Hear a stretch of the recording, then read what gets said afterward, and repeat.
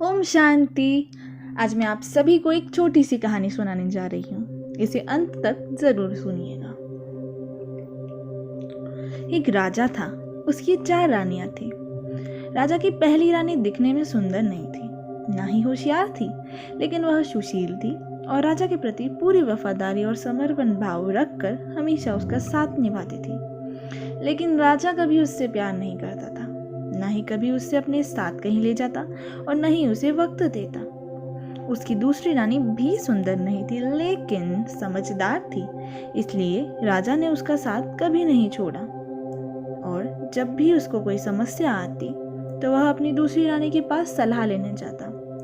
वह भी उसकी मदद करती और राजा को मुसीबत से बाहर निकाल देती थी। राजा की तीसरी रानी होशियार थी और वह हमेशा उसे अपने मित्रों से बड़े ही गर्व से मिलाता, लेकिन उसे डर था कि वह किसी और की ना हो जाए। राजा की चौथी पत्नी बहुत सुंदर थी, इसलिए वह उससे बहुत प्यार करता था और उसकी बहुत सेवा करता था एवं उसकी हर एक इच्छाएं पूरी करता। एक दिन राजा बीमार पड़ गया और अपनी पूरी जिंदगी के बारे में सोचा और खुद से कहा, पूरी जिंदगी मेरे साथ 4 रानियां रही, लेकिन मैं मरूंगा तो अकेले ही। उसने अपनी चौथी चहेती रानी को बुलाकर पूछा, मैं तुम्हें सबसे ज्यादा प्यार करता हूँ, अब जब मैं मरने वाला हूँ तो क्या तुम मेरे साथ चलोगी? रानी ने साफ मना कर दिया और कहा, मैं तो तुम्हारे मरने के एक पल बाद ही तुम्हारा साथ छोड़ दूंगी।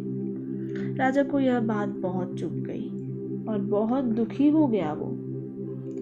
वो सोचने लगा, मैंने पूरी जिंदगी इससे सबसे ज्यादा प्यार किया, उसका सबसे ज्यादा ख्याल रखा, लेकिन आज ये मेरे साथ चलने को तैयार नहीं। दुखी मन से अपनी तीसरी रानी को बुलाकर पूछा, क्या तुम चलोगी मेरे साथ? रानी ने कहा, बिल्कुल नहीं, मैं तो बहुत सुखी हूँ, तुम्हारे मरने के बाद ही मैं तो किसी और की हो जाऊंगी। यह सुनकर राजा का दिल बैठ गया और वह बिल्कुल ठंडा पड़ गया। फिर उसने अपनी दूसरी पत्नी से कहा, मैंने जरूरत के वक्त हमेशा तुम्हें याद किया, तुमसे मदद मांगी, फिर तुमसे मदद चाहता हूँ। जब मैं मरूंगा तो क्या तुम मेरे साथ चलोगी? दूसरी रानी ने कहा, मैं इस बार तुम्हारी कोई मदद नहीं कर पाऊंगी, मैं तुम्हारा साथ केवल शमशान घाट तक ही दे सकती हूँ, उसके बाद मैं वापस लौट आऊंगी। यह सुनकर तो राजा पूरी तरह टूट गया। तभी एक आवाज आई, मैं चलूंगी तुम्हारे साथ, मैं हर पल तुम्हारा साथ निभाऊंगी, कभी तुम्हें अकेला नहीं छोड़ूंगी, तुम जहाँ जहाँ जाओगे मैं वहाँ वहाँ तुम्हारे साथ रहूंगी। राजा ने सर उठाकर देखा तो सामने उसकी पहली रानी खड़ी थी। वह बहुत कमजोर हो गई थी। उसे देखकर राजा बहुत दुखी हुआ।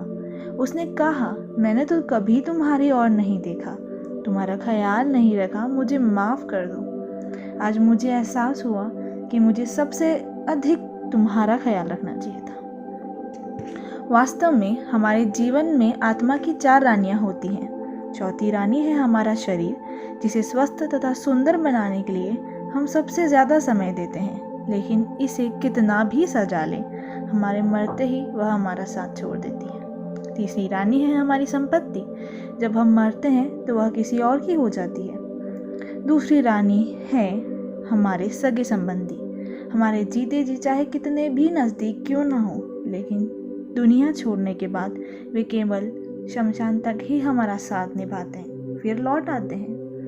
और हमारी पहली रानी है हमारे संस्कार, हमारे कर्म, जिसकी ओर हम कभी ध्यान नहीं देते, अपनी दौलत और झूठी शान की खातिर नज़रअंदाज करते रहते हैं, जबकि यह रानी हमारे साथ हमेशा रहती है। हम जहाँ जहाँ जाते हैं हमारे संस्कार हमारे साथ चलते हैं, इसलिए आवश्यकता है कि हम अपने संस्कारों पर सबसे अधिक ध्यान दें और इन्हें दिव्य बनाएं, ताकि हम दिव्य बने। नहीं तो मरते समय इस बात का हमें बहुत पछतावा होगा। अच्छा, ओम शांति।